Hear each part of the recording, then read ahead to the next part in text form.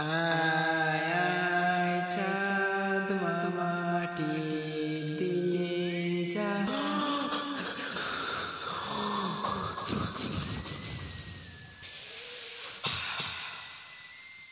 প্রিয় লিসেনার্স, আসসালামু আলাইকুম। আশা করছি আপনারা সবাই ভালো আছেন। আজকে আমি আপনাদের মাঝে যে ঘটনাটি শেয়ার করতে যাচ্ছি, সেই ঘটনাটি আজকে খুব ভয়ানক হতে চলেছে। তো প্রিয় লিসেনার্স, আজকের ঘটনাটি কোনো রকম স্কিপ না করে পুরোটা শোনার চেষ্টা করুন। আমি আশা করি আজকে আপনাদের এই ঘটনাটি অনেকটা ভালো লাগবে। তো এই মুহূর্তে আর দেরি না করে চলুন যাওয়া যাক আজকের রহস্যময় ঘটনাটিতে। আজকের এই ভয়ানক ঘটনাটি আমাদেরকে দিয়েছেন, ওনার বাড়ি হচ্ছে নাটোর জেলার বড়াইগ্রাম থানার গফরা নামক একটি গ্রাম থেকে। তো ওনার নাম হচ্ছে মোহাম্মদ রাকিব হাসান। অবশ্য তিনি হচ্ছেন একজন বায়োগ্রানিস্ট। ঢাকার একটি নামকরা হসপিটালে তিনি এখন কর্মরত আছেন। যেই ঘটনাটি ওনার সাথে ঘটে গিয়েছে, সেই ঘটনার সময়কাল ছিল 2015 সালের ফেব্রুয়ারি মাসে। খুব বেশি দিন আগের নয় এই ঘটনাটি। 2015 সালের ফেব্রুয়ারি মাসে উনি ওনার যে গ্রামের বাড়ি গফরা, ওইখানে তিনি বেড়াতে যান। গ্রামের বাড়িতে যাওয়ার পর ওনারই একজন বন্ধু ওনাকে হঠাৎ একদিন ফোন করেন। ফোন দিয়ে বলেন যে ওনার বন্ধু যে হসপিটালে কর্মরত আছেন, ওই হসপিটালের মালিক প্রতি বছরই একটা ক্যাম্পের আয়োজন করে থাকেন। সেই হসপিটালের মালিকের বাড়ি টাঙ্গাইল জেলার সখীপুর গ্রামে। প্রায় 10 দিন এই ক্যাম্পটা তিনি চালু করে রাখেন। তো ওই ক্যাম্পের তারিখটা নির্ধারণ করা হয়। ওই সময় 10ই ফেব্রুয়ারি থেকে 21শে ফেব্রুয়ারি পর্যন্ত ওই ক্যাম্পটা চলবে, এমন একটা তারিখ ওই টাঙ্গাইলের মালিক ঠিক করে রাখেন। ফেব্রুয়ারি মাস আমরা জানি যে বাংলাদেশের সময় তখন শীতকাল পড়ে থাকে। চারদিকে ভালোই শীতের আবহাওয়া কিন্তু তখন পড়ে থাকে। যাই হোক, 10 দিন ব্যাপী একটি ক্যাম্প ওনার বন্ধু যখন রিকোয়েস্ট করে যাওয়ার জন্য, তখন তিনি 8ই ফেব্রুয়ারি বাসা থেকে বের হবেন বলে ওনার বন্ধুকে বলে দেন। কথা ছিল কিন্তু 9ই ফেব্রুয়ারি ওদেরকে তাদের অফিস থেকে একটা অ্যাম্বুলেন্সে করে তাদেরকে ওইখানে নিয়ে যাওয়া হবে ওই ক্যাম্পের মধ্যে। এই অ্যাম্বুলেন্সটি শুধুমাত্র ওই ক্যাম্পের যে ডক্টররা বা কর্মচারীরা আছে তাদেরকেই পরিবহন করা, এই কাজটাই ছিল শুধু এই অ্যাম্বুলেন্সটির। কিন্তু সঙ্গত কারণে তাদের কিন্তু ওইভাবে যাওয়া হয়নি। অনেক আগে থেকে রেডি থাকলেও কিন্তু তারা সেইভাবে যেতে পারেনি। রাত 9টার সময় গাড়ি আসে। উনি এবং ওনার বন্ধু এবং ড্রাইভার, ওই 3 জন মিলেই টাঙ্গাইলের সখীপুর যাওয়ার উদ্দেশ্যে রাত্রিবেলা রওনা হন তারা। গন্তব্যস্থানে যেতে যেতে প্রায় তাদের রাত 11:30টার মতো বেজে যায়। তারা যে থাকবে তার জন্য একটি বাড়ি নির্বাচিত করা হয়। বেশ কিছু ঘন ঘন জঙ্গল, নীরব রাস্তা। ওইটা পার হওয়ার পর ওইখানে বড় বড় গাছও ছিল। তাদেরকে একটা নীরব জায়গায় নিয়ে আসা হয়। ওইখানে তারা দেখতে পায় যে প্রায় 60 বিঘা জায়গা জমি আকৃতির, ওইখানে বড় বড় উঁচু উঁচু গাছ, একটা বিশাল পরিমাণে গাছের পাহাড় যেমন উঠে রয়েছে ওইখানে। এর মধ্যে তারা দূর থেকে দেখতে পাচ্ছিল ওইখানে একটি বাড়ি আছে। ওই বাড়িটিতে তাদেরকে নিয়ে আসা হয়। ওই বাড়িটি ছিল 2 তলা। উপর তলায় দরজা জানালা থাকলেও থাকার মতো কোনো রুম নেই। রুম রয়েছে নিচতলায়। নিচতলাতে ঢুকেই তারা দেখতে পান ওই গ্রাউন্ড ফ্লোরের মাঝখানে ঠিক একটি বৈঠকখানা, এবং ওই বৈঠকখানার ঠিক সমান দূরত্বে একই সাইজের একই রকমের ডেকোরেশন আয়োজিত 4টি রুম ওইখানে রয়েছে।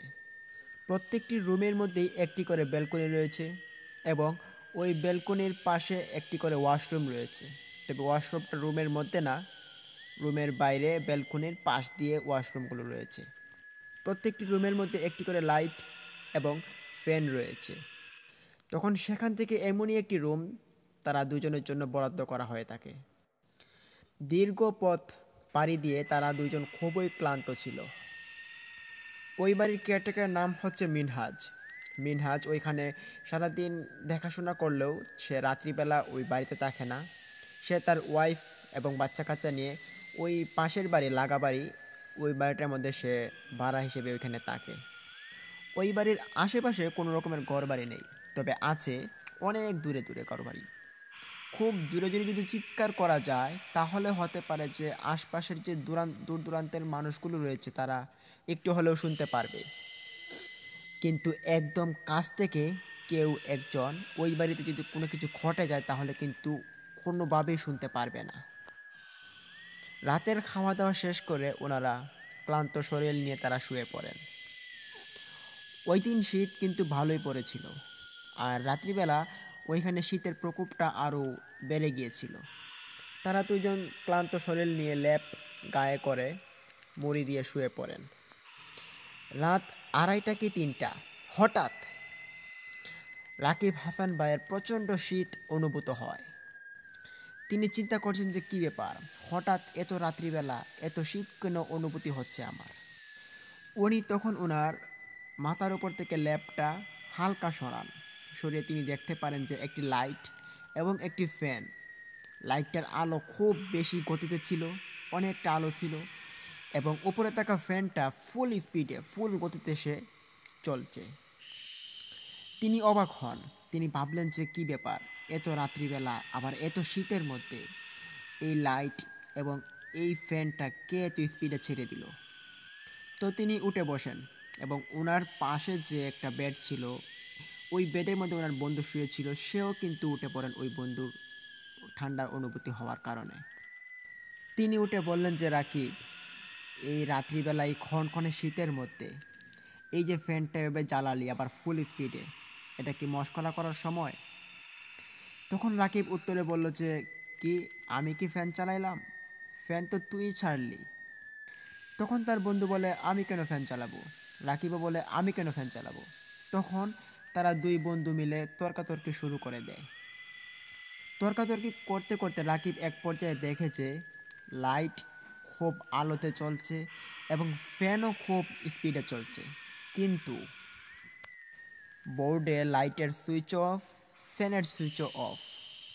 শুধু ডিম লাইটের যে সুইচটা ছিল ওইটা শুধু অন ছিল, আর বাকিগুলো সব অফ ছিল।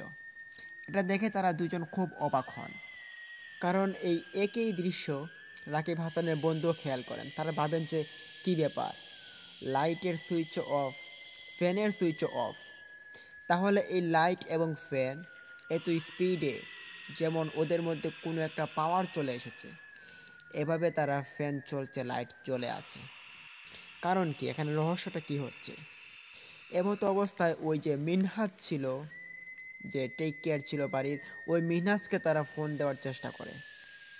মিনহাজকে ফোন দেওয়ার কথা তারা ভাবলেও তারা মিনহাজকে ফোন দিতে পারে না। মজার বিষয় হচ্ছে, তারা যখন খাওয়া দাওয়া করেন রাত্রিবেলা, তখন মিনহাজের নাম্বারটা তারা নিতে ভুলে যায়। এদিকে তাদের সঙ্গে যে ড্রাইভারটা এসেছিল, ওই ড্রাইভারটার বাড়ি ওইখানেরই প্রায় কিছুটা দূর, তবে কাছাকাছি ওইখানে একটা পর্যায়ে ওনার বাড়ি। এই কারণেই কিন্তু ওই ড্রাইভারটা তাদের সঙ্গে ছিল না রাত্রিবেলা।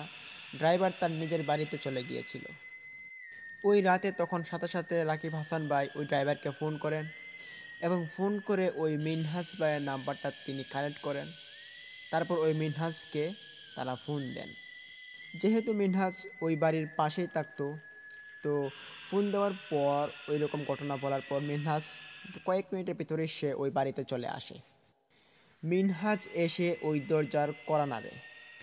যখন মিনহাজ ওই দরজাতে কড়া নাড়ছিল, তখন রাকিব হাসান ভাই এবং তার বন্ধু লক্ষ্য করেন যে সাথে সাথেই ওই লাইট এবং ওই ফ্যান মুহূর্তের মধ্যেই তারা দুইটা অফ হয়ে গেল। তারপর যখন ওনারা দরজা খুলে দিল, দরজা খোলার পর মিনহাজ ঘরে ঢুকলো এবং জিজ্ঞেস করলো যে স্যার, কি হয়েছে? তখন রাকিব হাসান ভাই সব ঘটনা মিনহাজকে খুলে বললেন।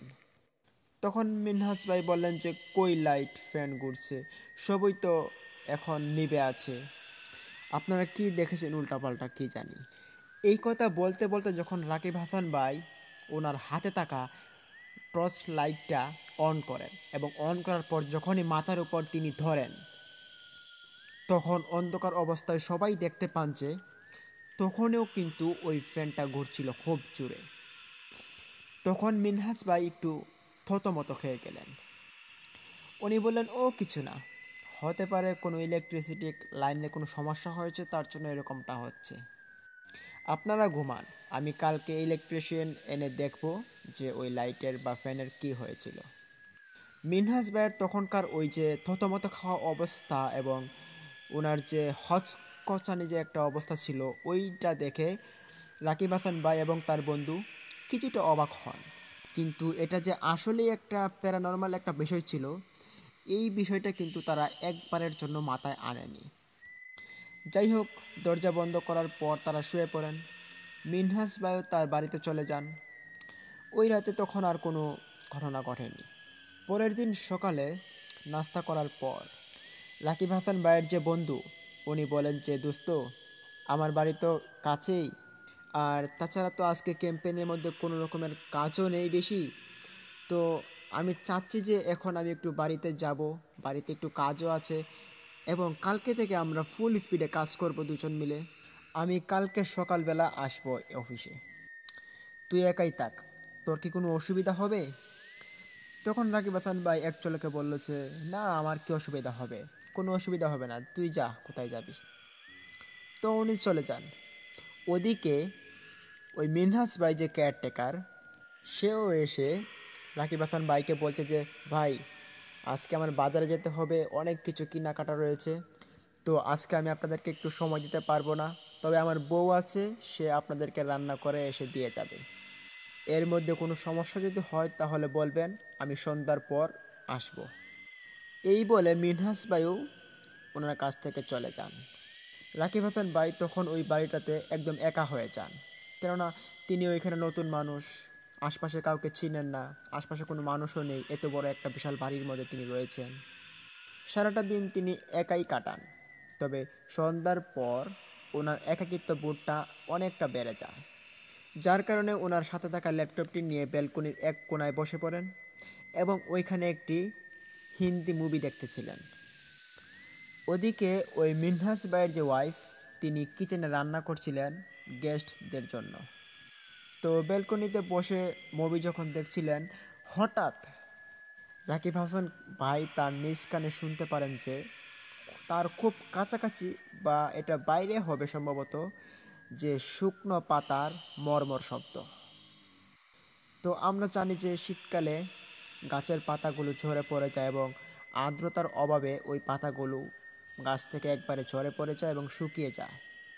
মনে হচ্ছিল যে ওই পাতার ওপর দিয়ে কোনো মানুষ হেঁটে যাচ্ছে, এবং ওই পাতার যে মর্মর শব্দটা, ওই শব্দটা রাকিব হাসান ভাইয়ের কানে চলে আসছে।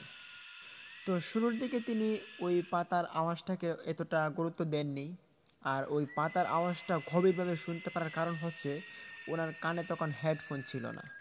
তিনি ওনার যে ল্যাপটপের মধ্যে যে মাইকটা ছিল, তো ল্যাপটপের যে সাউন্ড, এটা তো এত বেশি জোরে হয় না, যার কারণে তিনি সহজেই ওই পাতার মর্মর শব্দটা ওনার কানে ক্রপ করতে পারেন। তো উনি প্রথমে মনে করেন যে হইতে পারে যে কোনো কুকুর বা বিড়াল ওই দিক থেকে হেঁটে যাচ্ছে পাতার ওপর দিয়ে, তাই হয়তো মচমচ শব্দ হচ্ছে।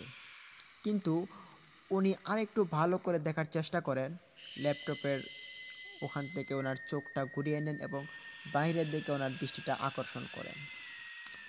কিন্তু তিনি ওই অন্ধকারের মধ্যে ওইখানে কাউকে দেখতে পান না।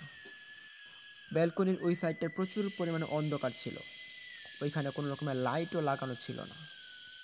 যাই হোক, উনি আবার ওনার মুভি দেখায় মন দেন। বেশ কিছু সময় পর তিনি হুট করে চমকে উঠলেন। তার কারণ হচ্ছে তিনি তখন শুনতে পান যে ওই যে পাতার দিকে যে মচমচ আওয়াজটা আসছিল, ওই পাতার উপরে কেউ একজন ভারী কোনো জিনিস ধপাস করে ফেলে দিয়েছে, এরকম একটা শব্দ ভয়ঙ্করভাবে ওনার কানে আসছিল। এই জন্য উনি ধর্মর করে ওঠে যে কী ব্যাপার, কী পড়লো এখানে। উনি চিন্তা করলেন যে গাছের ডালপালা ভেঙে পড়লো নাকি। কিন্তু ওনার মোবাইলে যে টর্চ লাইট চালিয়ে তিনি দেখতে পান যে যতটুকু দেখলেন যে কোনো ডাল তো ভেঙে পড়েনি, আর যে পরিমাণে শব্দটা হচ্ছিল, ওই শব্দটা প্রায় যদি 1 থেকে 1.5 মণ কোনো একটা জিনিস উপর থেকে নিচে ধপাস করে পড়ে, তাহলে হইতে পারে যে এরকম শব্দ হতে পারে, এরকম একটা শব্দ ছিল। কিন্তু অনেকক্ষণ খোঁজাখুঁজি করার পর তিনি যখন কিছু পাচ্ছিলেন না, তখন তিনি ভাবলেন যে কী ব্যাপার, এটা কী হতে পারে। তখন তিনি বাড়িতে চলে আসেন এবং কিচেনে যান। গিয়ে দেখেন কেয়ারটেকার মেহনাজ ভাইয়ের ওয়াইফ তিনি রান্না করছেন। রাকিব হাসান ভাই বলেন যে আপা, আপনি কি একটু আগে বাহিরে হাঁটাহাঁটি করেছিলেন? উনি একসরে বলে উঠলেন যে না তো, আমি তো এখানে রান্না করছি কিচেনে, বাহিরে কেন হাঁটাহাঁটি করব আমি।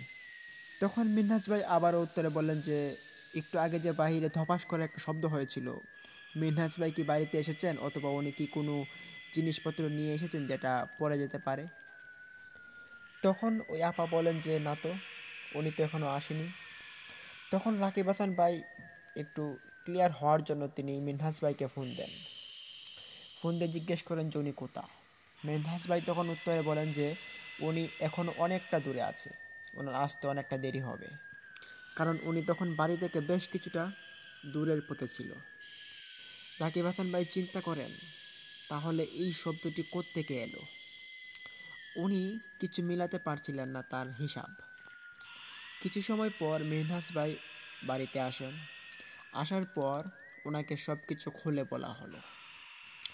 তখন উত্তরে মিনহাজ ভাই বললেন যে ও কিছু না, শীতকাল তো এর জন্যই বাইরে পাতা ঝরে পড়ে এবং ওই পাতার মধ্যে কিছু শব্দ হতে পারে, হলে হতেও পারে। আর তাছাড়াও এখানে বাতাসের শব্দের কারণে পাতার মরমর মুসমুসানি আওয়াজটা শোনা যায়। আপনি এমনিই শুনেছেন, এটা আপনার মনের ভুল। কিন্তু রাকিব হাসান ভাই তখন বুঝতে পেরেছিলেন যে এটা আসলে তার মনের ভুল ছিল না। উনি কিছুটা ভয় পাচ্ছিলেন এবং রাকিব হাসান ভাই মিনহাজ ভাইকে বলেন যে আজকে রাতে উনি যেন মিনহাজ ভাইয়ের সঙ্গে একই রুমে আজকে যেন ঘুমিয়ে থাকেন। যেহেতু আজকে তার বন্ধু তার সাথে নেই, তিনি ভয় পাবেন। তো মিনহাজ ভাই ওনার সঙ্গে থাকতে রাজি হয়েছেন এবং রাকিবুল হাসান ভাইয়ের সঙ্গে ওই দিন ওই রাত্রিবেলা ঘুমান। তবে ওই রাতে কোনো রকমের সমস্যা তাদের সামনে উপস্থাপন হয়নি। তো পরের দিন সকালবেলায় রাকিব হাসান ভাইয়ের ওই বন্ধুরা চলে আসেন এবং ওনার সঙ্গে করে আরও একজন বড় ভাইকে নিয়ে আসেন, যিনি ওনার ক্যাম্পের কাজটাতে সহযোগিতা করবেন বলে। সারাদিন তারা ক্যাম্পেইনের কাজে ব্যস্ত ছিলেন। রাত্রিবেলা খাওয়া দাওয়া করার পর তারা সবাই শুয়ে পড়েন। তারা একই রুমে ঘুমিয়েছিলেন। রাত প্রায় 12:30টার দিকে হঠাৎ ওই বড় ভাইটি ডাকাডাকি শুরু করে দেন, এই রাকিব, রাকিব, এই রাকিব, উঠো উঠো, তাড়াতাড়ি উঠো, দেখো কিসের জন্য শব্দ শোনা যাচ্ছে, তাড়াতাড়ি উঠো। রাকিব হাসান ভাই এবং ওনার বন্ধু তারা দুজন উঠে বসে পড়েন। কি হয়েছে? চলো তো বাইরে, কিছু একটা শব্দ শোনা যাচ্ছে খুব ভয়ঙ্করভাবে, মনে হচ্ছে কেউ বসে বসে কাঁদছে বাইরে। তখন তারা তিনজন মিলে ব্যালকনির পাশ দিয়ে গেলেন। তখন তারা স্পষ্টভাবে শুনতে পেলেন যে একজন বৃদ্ধ বয়সের বয়স্ক মানুষ ঘুংড়িয়ে ঘুংড়িয়ে কাঁদছে, কিন্তু তাকে স্পষ্ট মুখটা দেখা যাচ্ছে না।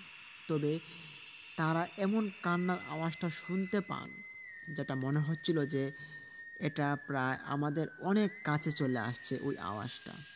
তারা ভাবছে যে 10 থেকে 12 ফিট জায়গার মধ্যে দূরত্বর মতো হবে যে ওই আওয়াজটা বাজছে। যেহেতু তারা বায়োকেমিস্ট ছিলেন আর সায়েন্সের স্টুডেন্টও ছিলেন তারা, আর এর জন্যই একটা শব্দ কতটুকু দূর থেকে আসতে পারে এটা কিন্তু তারা পর্যবেক্ষণ করতে পারে অনেকটা। তখন তারা বুঝতে পারেন যে এই শব্দটা বাড়ির বাইরে থেকে আসছে না, বরঞ্চ বাড়ির ভিতর থেকে এই শব্দটা আসছে। তখন ওই তিনজন ব্যালকনি থেকে নেমে আসেন এবং তারা খুঁজতে থাকেন যে কোথায় হচ্ছে এই শব্দ। ওনারা যখন নিচে নামেন তখন তারা বুঝতে পারছিলেন যে এই যে ভয়ঙ্কর কান্নার শব্দটা এটা আস্তে আস্তে সরে যাচ্ছে এবং সরতে সরতে এই শব্দটি হঠাৎ করে মিলিয়ে যায়। ওনারা খুঁজে পান না যে এই শব্দটার উৎসটা কী ছিল। এরপর তারা তিনজন ঘরে আসেন এবং ঘুমিয়ে পড়েন। এরপর আর এরকম কোনো ঘটনা ঘটেনি। তো ক্যাম্পিং শেষেই রাকিব হাসান ভাই, ওনার বন্ধু এবং ওই যে পাশে থাকা বড় ভাই, ওনারা ওই বাড়ি থেকে বের হয়ে বেশ কিছু একটা দূরে একটা চা দোকান ছিল, চায়ের দোকান, ওই চায়ের দোকানে গিয়ে ওই দোকানদারকে জিজ্ঞেস করলেন যে ওই বাড়িটার বিষয়ে। তখন ওই চায়ের দোকানের দোকানদারটি বলেন যে যে জায়গাটাতে ওই বাড়িটা নির্মাণ করা হয়েছে বহু আগে এই জায়গাটিতে একটি বড় শ্মশান ছিল, যে শ্মশানের মধ্যে অনেক মানুষকে পোড়ানো হতো। এখানে একটা হিন্দু গোষ্ঠীও ছিল, যার কারণে এখানে মানুষজন পোড়ানো হতো অনেক বেশি। এরপর এটি আস্তে আস্তে একটি পরিত্যক্ত শ্মশান হিসেবে গড়ে ওঠে এখানে আরও আগে অনেক বড় বড় গাছপালা ছিল, কিন্তু এখনও আছে, যেটা আপনারা দেখছেন। এই বাড়ির মালিক অত্যন্ত সস্তা দামে এই জায়গাটি কিনে নেন এবং এই সুন্দর বাড়িটি তিনি এখানে তৈরি করেন। হঠাৎ হঠাৎ উনি কয়েকদিনের জন্য এখানে আসেন, আবার চলে যান, আর বিভিন্ন সময় গেস্টরা আসে ওইখানে আর কি।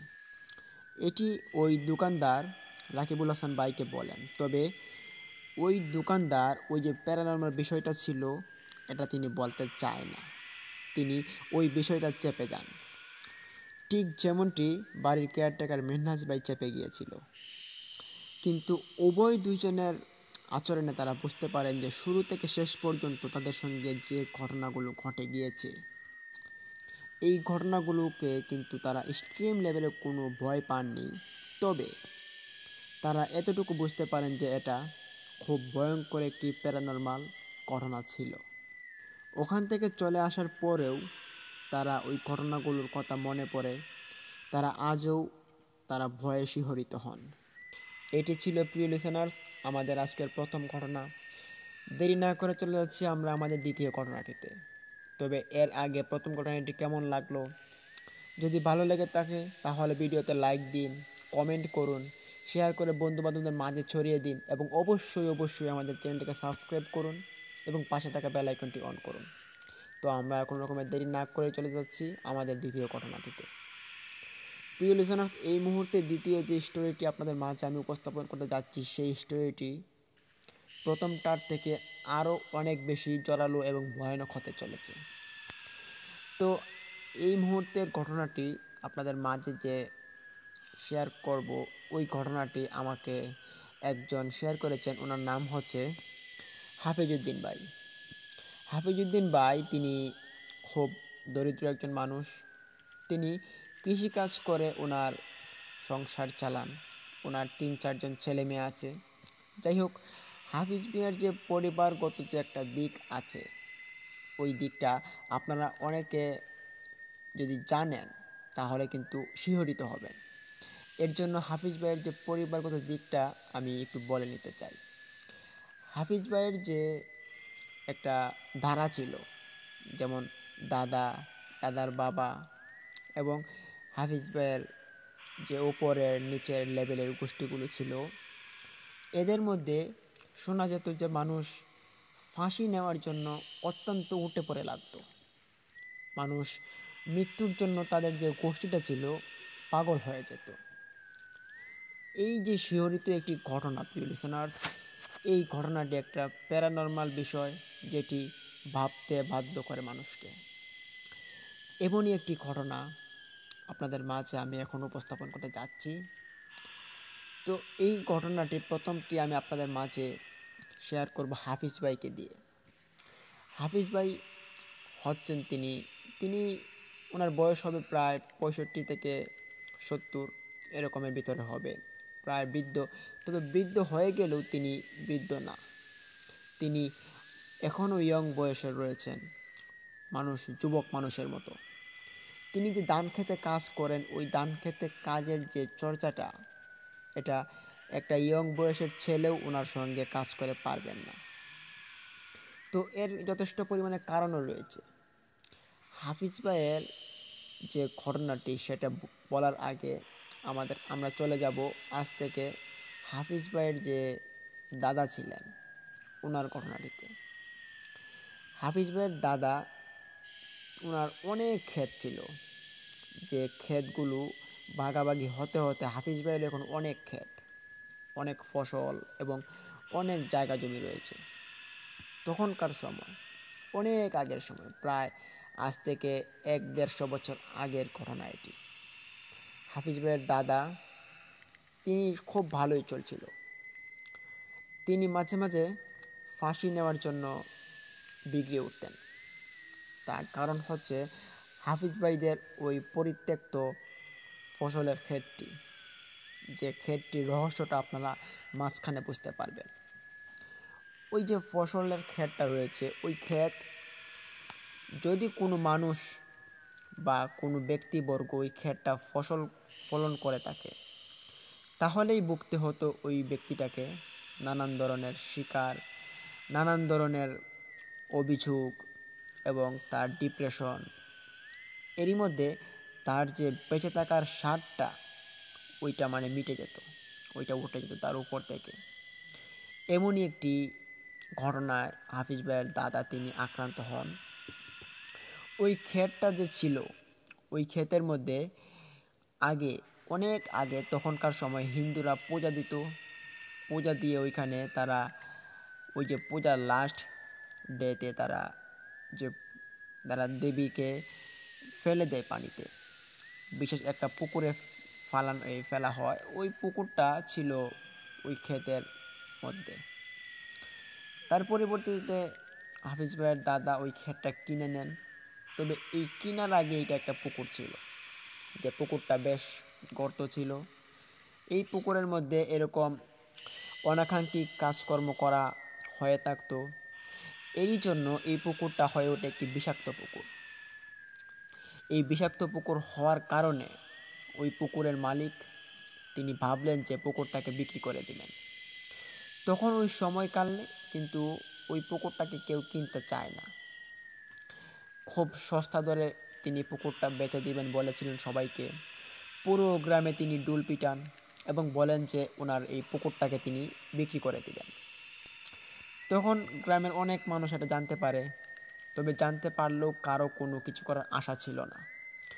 কেননা এই যে গ্রামটা ছিল, ওই গ্রামটার নাম হচ্ছে মুকশেদপুর গ্রাম। ওই গ্রামের যে ব্যক্তিবর্গরা ছিল তাদের অনেক টাকা পয়সা ছিল আগেরকার মানুষের। তারা চাইলেই কিন্তু এই পুকুরটাকে ক্রয় করে নিতে পারত, কিন্তু তারা এটাকে ক্রয় করতে চায় না।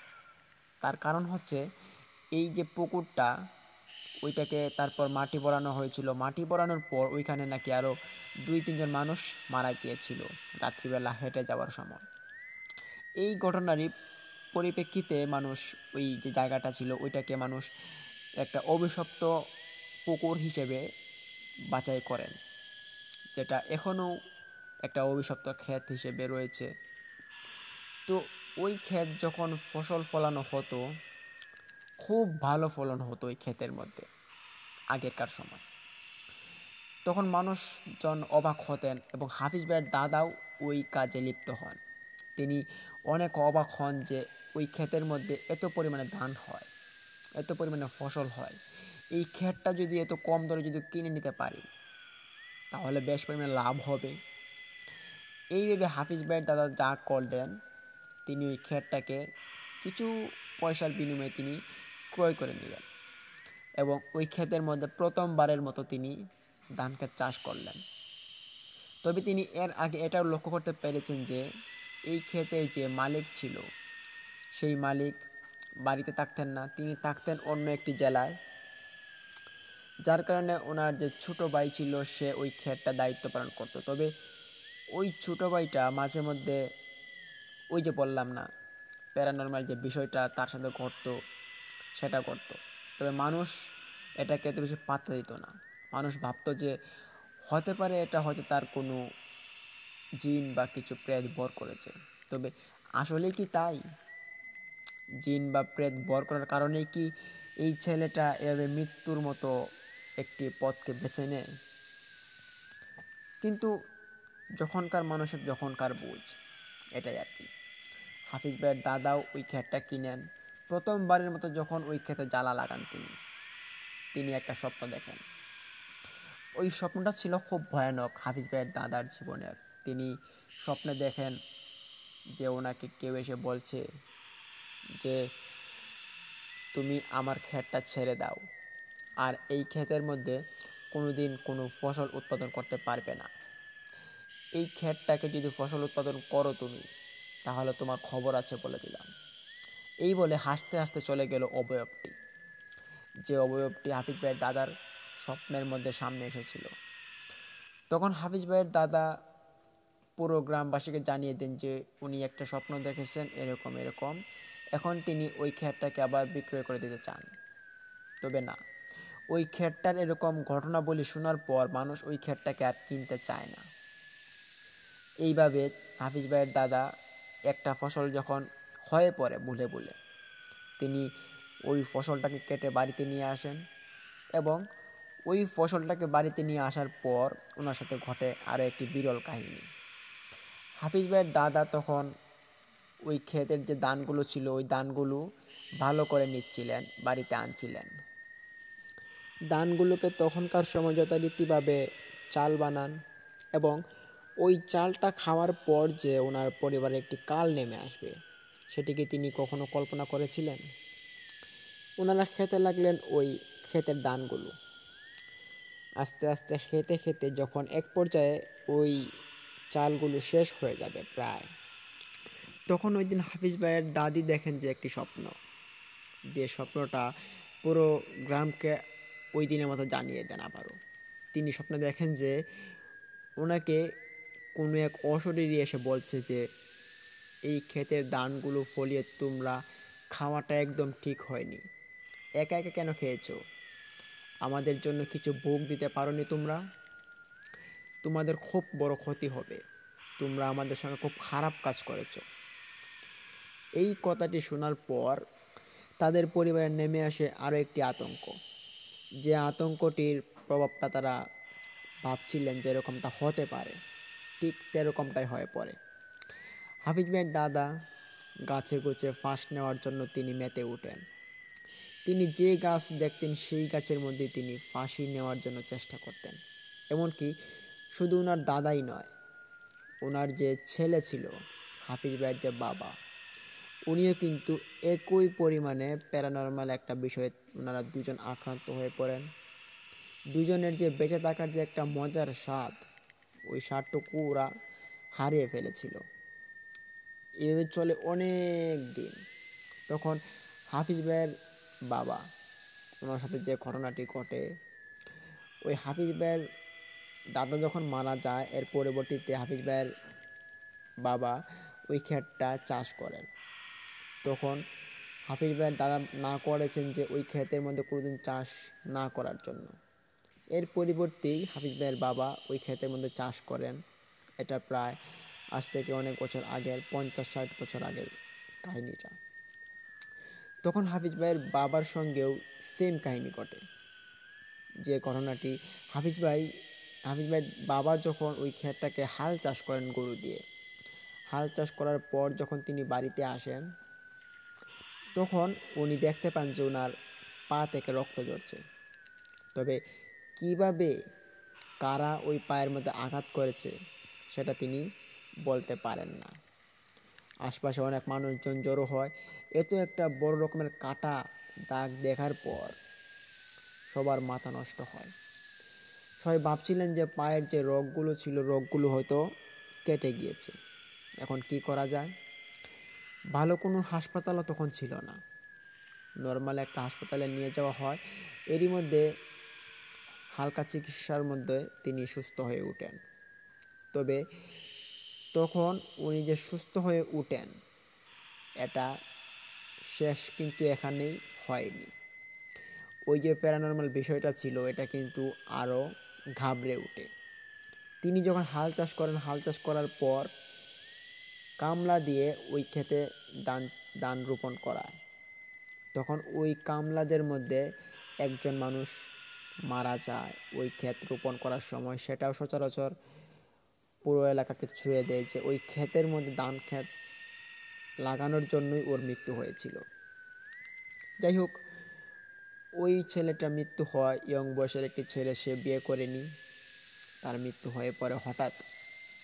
এমনইভাবে হাফিজ ভাইয়ের বাবা তিনি যখন সুস্থ হন, পা ভালো হয়, তখন তিনি আবারও যান ওই ক্ষেতে, গিয়ে দেখেন যে শীতের মৌসুম, অগ্রহায়ণ মাসের ধান, অনেক ফসল হয়েছে। অন্যান্য ক্ষেত থেকে ওনার ক্ষেতে অনেক পরিমাণে ফসল হয়েছে। পরিত্যক্ত একটা ফসলের জমিন, অনেক বছর পর তিনি চাষ করেছেন এবং ওই চাষকৃত জমিতে অনেক রকমের ফসল হয়েছে, যেটা দেখার পর হাফিজ ভাইয়ের বাবা অনেকটা খুশি হন এবং তিনি ভাবলেন যে এবার আমাদের খুব ভালো একটা লাভ হবে। এই ভেবে তিনি যা করলেন, তিনি ওই আধা পাকা ধান ক্ষেতগুলোকে কাটা শুরু করে দিয়েছেন। কাটতে কাটতে তিনি অর্ধেকটা কেটে ফেলেছেন অর্ধেকটা যখন কেটে ফেলেছেন তখনই তিনি কিছু একটা লক্ষ্য করতে পারেন। তিনি শুনতে পান ঠিক দুপুরবেলা মাথার উপর সূর্যটা উঠে আসে এবং আশপাশটা খুব নীরব, থমথমে আবহাওয়া, বাতাস যেন নেই, রৌদ্রের মধ্যে কুয়াশা চাপা পড়েছে, এরকম একটা অবস্থা তিনি শুনতে পান। উনি যে যে লাইনটা ধরে তিনি ধান ক্ষেত কাটছেন ওই লাইনের সামনে গুনগুন গুনগুন শব্দ করে কেউ একজন কান্না করছে। তবে কান্নাটা একজনের বললে হবে না, ওইখানে মনে হচ্ছিল তখন ওনার কাছে দলবদ্ধভাবে কয়েকজন মানুষ বসে এখানে কান্না করছে।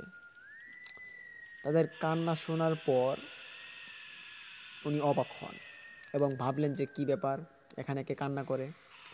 উনি কৌতূহলবশত ওইটা দেখার জন্য যান ওইখানে, কিন্তু এগানোর পর উনি যা দেখলেন সেটা দেখার জন্য তিনি মোটেও প্রস্তুত ছিলেন না।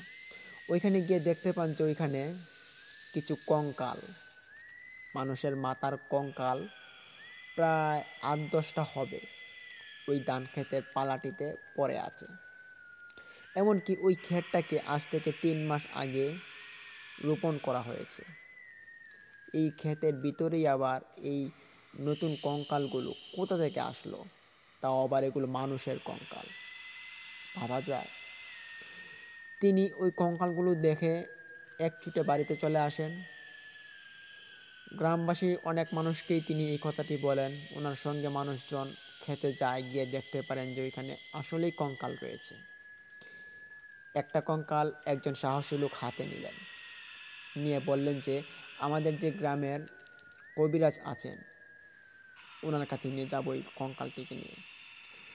তখন কবিরাজের কাছে যাওয়ার পর কবিরাজ কঙ্কালটি দেখেন, দেখে তিনি একটা যজ্ঞ বসেন। ওই যজ্ঞতে তিনি যা যা ধরা পড়লো তিনি বললেন যে ওই যজ্ঞের মধ্যে তিনি দেখতে পারলেন, সেটা পরবর্তীতে মানুষকে খুলে বলেছেন। তিনি দেখতে পেরেছিলেন যে এই যে একটা মানুষের মাথা, এটা কোনো নতুন মাথা নয়, এটি বহু আগে একজন মানুষের মাথা, যে মানুষ আজ নয় অনেক আগে মারা গিয়েছেন, সেই মানুষের মাথাই এটি। তবে ওই কবিরাজকে আরও কয়েকটা মাথার কথা বলা হলে তিনি বলেন যে ওই মাথাগুলো নিয়ে আসার জন্য। তখন কয়েকজন মানুষ গিয়ে সবগুলো মাথা নিয়ে আসেন এবং কবিরাজের হাতে সবগুলো মাথা তুলে দেন। কবিরাজ যজ্ঞ করেন। যজ্ঞের পর তিনি যেটা বললেন সেটা শোনার জন্য কেউ প্রস্তুত ছিল না। তিনি বলছিলেন যে এই যে মাথাগুলো, এই মাথাগুলো হচ্ছে একটি গোষ্ঠীবর্গর। আপনারা দেখুন এই যে মাথাগুলোর চোখের যে আইকনটা, ওই আইকনটা সবগুলো সেম। এর মানে নির্দেশ কী করছে, এই কঙ্কালের যে মাথাগুলো, ওই মাথাগুলো সেম এবং একই গোষ্ঠীর মানুষ যারা বহু বছর আগে মারা গিয়েছেন, তাদের মুন্ডুটা এখানে পড়ে আছে। কিন্তু কেন বা কারা এই মাথাগুলো, এই বহু বছর আগের মাথাগুলো এখনের সময় এসে ফেলে দিয়ে যাবে, এটাই ছিল ভাববার বিষয় প্রকৃতি। তো এটা কিন্তু ভাবতে ভাবতে মানুষ ওই গ্রামে খুব একটা ভয়ের আতঙ্কে চলে যান। রাত্রিবেলা যে কজন মানুষ বের হতো সে কজন মানুষও কিন্তু আর বের হয় না ভয় পেয়ে। তখন একদিন হাফিজ ভাইয়ের বাবা যা করলেন, তিনি বাড়ি থেকে বের হলেন। ও এর আগে আরেকটি কথা বলা যায় যে উনি যে ধান ক্ষেতটা কাটছিলেন, ওই ধান ক্ষেতগুলো কামলা দিয়ে কাটিয়ে তিনি বাড়িতে নিয়ে এসেছিলেন। তখন আর কারো কোনো সমস্যা হয়নি এবং তিনি যেটা ভাবলেন যে ওই ক্ষেতের যে ধান, ওই ধানগুলো থেকে যতটুকু হবে এর মধ্যে একাংশ থেকে তিনি 3 রাস্তার মোড় দেখে তিনি বুক দিয়ে দিবেন, এই কল্পনা ছিল ওনার। তো হাফিজ ভাইয়ের বাবা একদিন হাঁটছিলেন ওই ক্ষেতের পাশ ধরে সন্ধ্যার পর। তিনি ওই ক্ষেতের আরও 3টা ক্ষেত পরে তিনি ওইখানে মূলার চাষ করেছেন। যে মূলাগুলো অনেক পরিমাণে হয়েছিল। ওই মূলাগুলোকেই তিনি রাত্রিবেলা পাহারা দেওয়ার জন্য এখানে গিয়েছিলেন, যেহেতু চোর চোরটায় ভরা, এরই জন্য আর কি তিনি পাহারার জন্য গিয়েছেন। তখন তিনি পাহারা দিচ্ছেন, এমনই সময় তিনি যেটা দেখতে পান সেটা হচ্ছে ওনার যে ওই পরিত্যক্ত ক্ষেতটা ছিল ওনার বাবার পরে থাকা, ওই ক্ষেতের মধ্যে কেউ নাচানাচি করছে, ঘুঙুর বাজছে, শব্দ হচ্ছে, আশপাশের জোনাকি জ্বলছে, যেমন একটা বিয়ে বাড়ির আয়োজন এখানে অনুষ্ঠিত হয়ে গিয়েছে।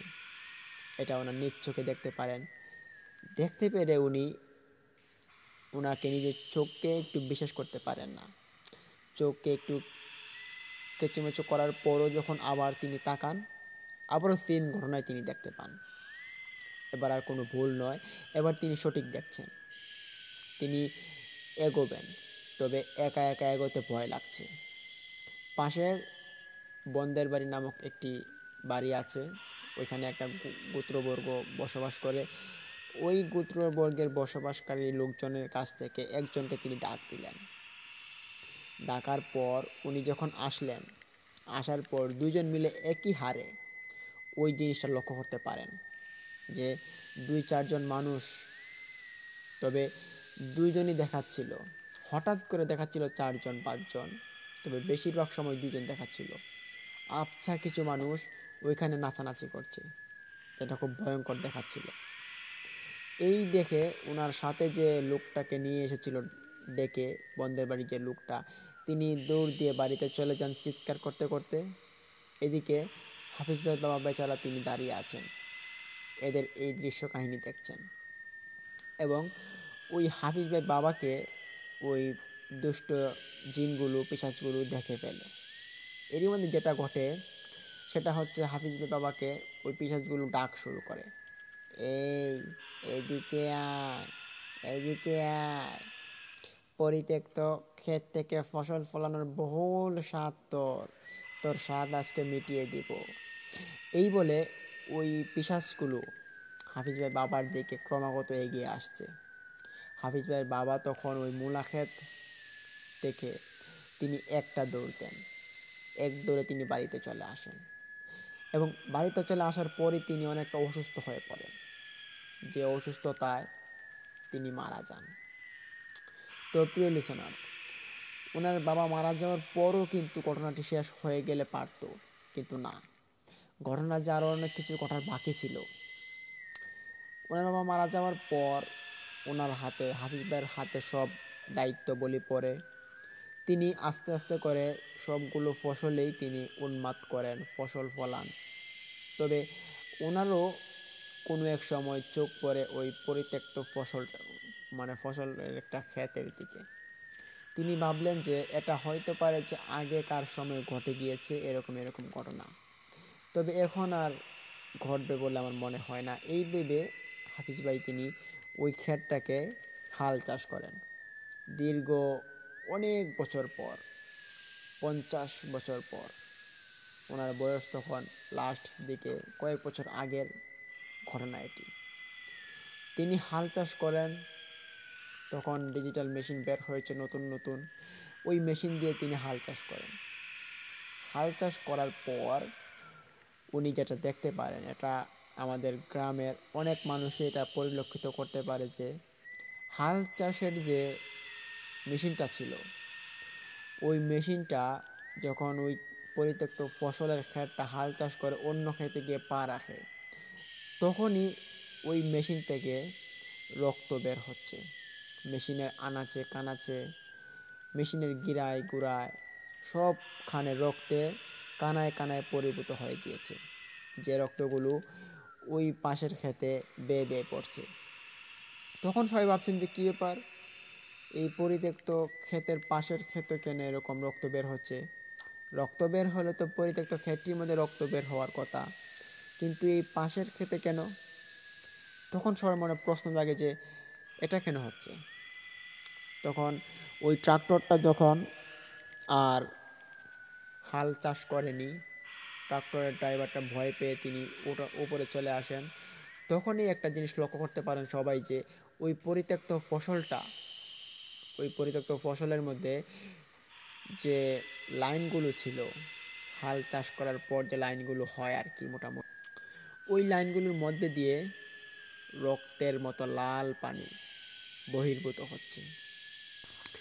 এই ভয়ানক রক্তটিকে ওইখানে থাকা অনেক মানুষই লক্ষ্য করতে পারে এবং সবাই খুব ভয় পায় ওই পরিত্যক্ত ক্ষেতের এরকম কাহিনী দেখার পর। যথারীতিভাবে ভালো ভালো মানুষ ওইখানে আসে, এসে কবিরাজ আনে, তবে না, ওই ক্ষেতের যে রহস্যটা এটা কেউই উদ্ধার করতে পারেনি।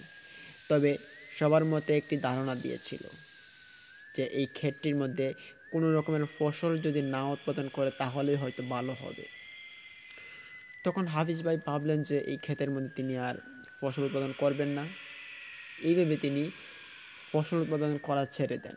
তবে ওই যে হাল বেয়েছেন ওই ক্ষেতের মধ্যে, দীর্ঘ অনেক বছর পর যে হাল চাষ করেছেন ক্ষেতের মধ্যে, এই হাল চাষ করাটাই হাফিজ ভাইয়ের জন্য একটি দুঃখজনক বিষয় হয়ে দাঁড়ায়, যেটির প্রভাবটা ওনার ওপর গিয়ে পড়ে।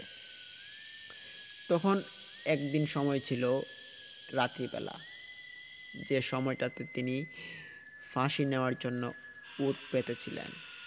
তখন মানুষ যে ফাঁসি নেয় আমরা জানি যে তার কিন্তু নিজ ইচ্ছায় কোনোদিন ফাঁসি নিতে চায় না। হয়তো কেউ তাকে ষড়যন্ত্র করায় অথবা মনের কোনো বড় রকমের কষ্টের কারণে। তবে হাফিজ ভাইয়ের জীবনে তেমন কোনো কষ্ট ছিল না। হাফিজ ভাইয়ের চোখগুলো হয়ে গিয়েছিল লাল টকটকে, শরীর ছিল দানবের মতো হয়ে গিয়েছিল। এই রাত্রিবেলা তিনি একটা বেঁকে গিয়েছিল উত্তর দিকে একটি কাঁঠাল গাছ। ওই উত্তর দিকে বেঁকে যাওয়া কাঁঠাল গাছটার মধ্যে তিনি একটা দড়ি বাঁধে। দড়ি বাঁধার পর তিনি ফাঁসিতে ঝুলেও পড়েন। ঝুলার পর ওইখান থেকে একজন লোক রাস্তার কিনারায় দোকানদারি করতো, ওই দোকানদারির লোকটা তিনি আসার পথে দেখতে পান ওনার অবস্থা। উনি দেখতে পেরে চিৎকার চেঁচামেচি শুরু করে দেন। ওনার চিৎকার শুনে অনেক মানুষ এখানে জড়ো হয় এবং দেখতে পারে যে এত বড় একজন লোক ঝুলন্ত অবস্থায় আছে। তবে তিনি মারা যাননি, তার কারণ হচ্ছে ওনার যে ফাঁসি দেওয়ার যে রশিটা ছিল সেটা ছিল খুব সফট, যার কারণে উনি মারা যেতে একটু দেরি হয়েছিল। তবে তিনি মারা যাননি। হাফিজ ভাইয়ের এই অবস্থা দেখে মানুষজন দৌড়ে এসেছেন, ওনাকে লামানোর চেষ্টা করে, দড়িটা ওপর থেকে কেটে দেন, কিন্তু হাফিজ ভাই জ্ঞান হারিয়ে ফেলে। ওনার গলাতে অনেক বড় একটা দাগ হয়ে গিয়েছে, যেটা থেকে রক্ত বের হচ্ছে টপ টপ করে, এবং জ্ঞানটা হারিয়ে ফেলেছেন। তবে নিঃশ্বাস চলছে। এমতো অবস্থায় ওনাকে হাসপাতাল নিয়ে যাওয়া হয় রাত্রিবেলা, সদর হাসপাতালে। যাওয়ার পর ওনাকে ভর্তি দেওয়া হয়। তখন হাসপাতালের ডক্টর ওনাকে দেখে একটু বিস্মিত, আতঙ্কিত হন। ডক্টর বললেন যে কি হয়েছে? বললেন যে এরকম এরকম অবস্থা, যে ফাঁসি নিতে চেয়েছে, এই অবস্থা হয়েছে। তখন ডক্টরের ভালো চিকিৎসা দেন। তবে সবাই বুঝতে পেরেছেন যে তাকে কোনো একটি দুষ্ট জিন বা পিশাচে ভর করেছে, বা কোনো একটা অভিশাপের ফল সে ভোগ করছে, এই অবস্থা আর কি। তখন কিছুদিন পর সুস্থ হয়ে বাড়িতে আসেন। বাড়িতে আসার পর ওনার সাথে আরও একটি ঘটনা ঘটে, যে ঘটনাটি শুধু ওনার সাথেই নয়, ওনার যে একটা ভাতিজা ছিল ওই ভাতিজার সঙ্গে ঘটে যায়। একদিন উনি ওনার ভাতিজাকে নিয়ে সকালবেলা ফজরের পর তিনি বেরিয়ে গেলেন। তখন বের হওয়ার পর যখন ওই পরিত্যক্ত ফসলটার পাশ দিয়ে ওদেরকে যেতে হতো, ওদের যে সবজির ক্ষেতগুলো ছিল ওই ক্ষেতগুলোকে যেতে হলে ওই পরিত্যক্ত ফসলটা পার হয়ে যেতে হবে। হাল চাষ করা ওই ক্ষেতটা পড়ে আছে, ওই ক্ষেতের পাশ দিয়ে তারা যাচ্ছেন হেঁটে হেঁটে। তখনই ওনার সাথে যে ভাতিজাটা ছিল সে লক্ষ্য করতে পারে যে ওই ক্ষেতের কোণাতে কেউ একজন বসে আছে। তখন কেউ ছিল না আশপাশে। ভোর সকালের পর কুয়াশা পড়ছে। এই অবস্থায় আবছা আবছা দেখা যাচ্ছে যে এখানে কেউ একজন বসে আছে। যাওয়ার পর দুজন মিলে এখানে যখনই ওইখানে দেখার চেষ্টা করেন দ্বিতীয়বারের মতো, তখন ওইখানে আর কিছু দেখতে পায় না। তবে একটা জিনিস শুনতে পায় ঠিকই। ওনারা যেটা শুনতে পান সেটা হচ্ছে বাতাসের বেগে কেউ কেউ ওনাদেরকে বলছে যে আজকে রাত্রিবেলা এখানে যেই আসবে তার কপাল খুলে যাবে, আজকে রাত্রিবেলা এখানে যেই আসবে তার কপাল খুলে যাবে। এরকম একটা উক্তি ছিল আর কি, যেটা দুষ্টু পিশাচরা বলে গিয়েছিল। তবে এই যে উক্তিটা, এটা শুনতে পায় হাফিজ ভাই। তিনি ছিলেন অত্যন্ত লোভী। উনি এসব বিষয় বিশ্বাস করতেন, আর এসব বিষয় বিশ্বাস করাটা দরকার। আর তার কারণ হচ্ছে উনি আগেও শুনেছেন অনেক কাহিনী যে জিন পরীদেরকে যদি আটকে রাখা হয় তাহলে তাদের কাছে যাই চাওয়া হয় তারা তাই এনে দিতে বাধ্য হয়। তাদের কাছ থেকে অনেক টাকা পয়সা, ধন দৌলতি কামিয়ে নেওয়া যায়, এটা তিনি ভাবতেন, জানতেন। এই জানাটাকে তিনি কাজে লাগানোর চেষ্টা করেন। তিনি এই অবয়বটির কথা শুনে তিনি সিদ্ধান্ত নিলেন যে একা একা। তখন এই বাতিজাকে বললেন যে চলো বাতিজা, আমরা চলে যাই, এখানে আর থাকতে হবে না, খারাপ কিছু হতে চলেছে। এইভাবে ওনার বাতিজাকে নিয়ে চলে গেলেন। তবে উনি যেটা ভাবছেন সেটা ওনার কথার সঙ্গে একটুও মিল নেই। উনি ভাবছেন যে আজকে রাত্রিবেলা যদি পেয়ে যাই, যদি কিছু পেয়ে যাই, তাহলে তো আমাকে আর কেউ আটকাতে পারবে না বড় লোক হওয়া থেকে। ওনার মাথায় ছিল এরকম একটা প্ল্যান। একইভাবে তিনি তখন তিনি সুস্থই হয়ে গিয়েছিলেন ফাঁসি দেওয়ার পর। উনি ওই দিন রাত্রিবেলা যান ওইখানে। যাওয়ার পর তিনি একটু ওয়েট করেন যে ক্ষেতের কিনারায় বসে তিনি চারদিকে দেখছেন জোনাকি পোকা উঠছে, ব্যাঙে গ্যাঙো গ্যাঙো করে ডাকছে, এবং ওই পাশ থেকে উত্তর দিক থেকে কুকুরে যেমন ডাকছে, ভাও গাও গাও শব্দ এরকম। এই যে অবস্থাটা, সবগুলো মিলিয়ে একটা ভয়ানক সিন তৈরি হয়ে পড়ে, যেটা তৈরি হওয়ার পর হাফিজ ভাই অনেকটা ভয় পায় এবং তিনি ওখান থেকে চলে যাওয়ার কথাও চিন্তা করেন তখন। কিন্তু উনি যে চলে আসবেন, ওনার যে ভয়ের যে একটা লুপ ছিল, ওই লুপটা ওনাকে আসতে দেয়নি। উনি ভাবছেন যে আরও কিছুক্ষণ বসি না, যদি কিছু একটা পাই। বসতে বসতে যখন প্রায় 10টার মতো বেজে গিয়েছিল, তখনই তিনি শুনতে পায় যে একটি অবয়ব ওনার পিছন দিক থেকে ডাকছে। উনি সেটা শোনার পর পিছন দিক থেকে তাকালেন, কিন্তু পিছনে কেউ নেই। সামন দিকে তাকালেন, সামন দিকেও কেউ নেই। উত্তর দিকে তাকালেন, উত্তর দিকেও কেউ নেই, দক্ষিণ দিকেও কেউ নেই। এই দেখে ওনার একটু ভয় সৃষ্টি হয় মনের ভিতরে। তবে তিনি জানেন যে জিন পরীরা এরকমই হয়ে থাকে, তারা এদিক থেকে ডাকে, ওদিক থেকে ডাকে, এরকম করে ওরকম করে। এই ভেবে তিনি মনকে একটু সান্ত্বনা স্বরূপ রাখে এবং তিনি বলেন যে এই তুমি কে? অবশ্যই তুমি আমার কাছে আসো, আমাকে একটু সাহায্য করো তুমি। তখন ওই ছায়ামূর্তিটা হেসে হেসে বলে যে হা হা হা হা, তোর মতো স্বার্থপরকে সাহায্য? তোর দাদা ছিল এক স্বার্থপর, তোর বাবা ছিল এক স্বার্থপর, তুই হচ্ছিস আর এক স্বার্থপর। তুই এই ক্ষেতের মধ্যে কেন হাল চাষ করলি? আমাদের এখন উত্তর দিবি, না হলে তোকে বাড়িতে যেতে দেব না। এই কথা শুনতে পান হাফিজ ভাই। শুনতে পেরেই উনি একটা কবিরাজের দর্শন করতেন। তখন তিনি ওই কবিরাজের কাছ থেকে অনেক রকমের মন্ত্র পট বা কিছু কিছু জিনিস থেকে উদ্ধার হওয়া যায় এরকম তিনি জানতেন। তখন একটা মন্ত্র তিনি ওইখানে পড়া শুরু করেন, যে মন্ত্র বলে ওই যে পাশের অবয়বটি ছিল এটার কথাবার্তা বন্ধ হয়ে যায়। এই বন্ধ হওয়ার সুযোগ পেয়েই তিনি দৌড় দিয়ে বাড়িতে চলে আসেন। বাড়িতে আসার পর সবাইকে বলেন যে এরকম এরকম ঘটনা ঘটে গিয়েছে। এরপর দিন সকল মানুষজন সিদ্ধান্ত নেন যে এই যে ওই যে পরিত্যক্ত ফসলের ক্ষেতটা রয়েছে, ওই ক্ষেতটাকে এমনভাবে আবদ্ধ করে দেওয়া হবে যাতে কারণ ইশারা, কারণ নজর যাতে ওই ক্ষেতের দিকে না যায়। এই ভেবে ওই ক্ষেতের মধ্যে বাউন্ডারি সিস্টেম করে দেয়। এখনও ওই বাউন্ডারিটি আছে। ওই ক্ষেতটি একটি ভয়ানক ক্ষেত হিসেবে ওই গ্রামের সকল মানুষই দেখে। তো এই ক্ষেতটিকে বাউন্ডারি করার পর এটি কোনো সরকারি ফান্ডেও যায়নি, যার মালিক তারই রয়েছে, তবে বাউন্ডারিটা পুরো এলাকার মানুষ মিলে করেছে। তো এরপর থেকে আর কোনো ঘটনা ঘটেনি। এখন হাফিজ ভাই খুব বৃদ্ধ হয়ে আছেন, তবে ওনার ফাঁসি নেওয়ার পর যে গলায় যে দাগটা হয়েছিল সেটা কিন্তু খুব মারাত্মক এখনও আছে। তো প্রিয় লিসেনার্স, এই ছিল আজকের আমাদের ঘটনা। আজকের ঘটনাটি কেমন লাগলো? যদি আপনাদের কাছে একটু ভালো লেগে থাকে তাহলে অবশ্যই লাইক দিন, কমেন্ট করুন, শেয়ার করে বন্ধুবান্ধবদের মাঝে ছড়িয়ে দিন এবং অবশ্যই আমাদের চ্যানেলটিকে সাবস্ক্রাইব করুন এবং পাশে থাকা বেল আইকনটি অন করে রাখুন যাতে আমরা ভিডিওগুলো আপলোড করার সাথে সাথে আপনারা নোটিফিকেশান পেয়ে যান।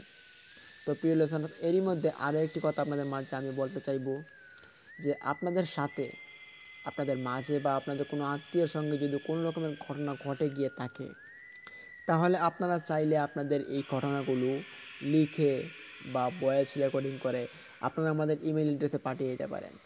আমাদের ইমেল অ্যাড্রেস আমাদের ডিসক্রিপশন বক্সে দেওয়া আছে।